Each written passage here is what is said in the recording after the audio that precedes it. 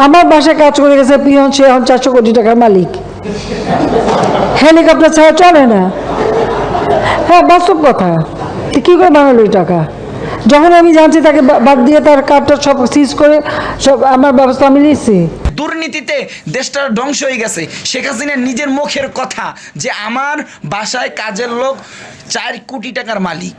4 কোটি টাকার মালিক যে কাজের লোক, বাড়ি নোয়াখালী।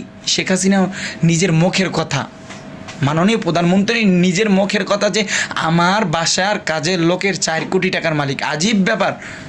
এখন এমপি মন্ত্রী চেয়ারম্যানের 4 কোটি টাকা হতে কষ্ট হয়ে যায়, তার কাজের লোক যে পানি, তারপরে চা, কপি, এইগুলো টেনে সে 4 কোটি টাকার মালিক হয়েছে। তো চিন্তা করেন চেয়ারম্যান, মেম্বার, এমপি, মন্ত্রীরা কত টাকা লুটপাট করে এই বাংলাদেশ থেকে সরাইছে ভাই।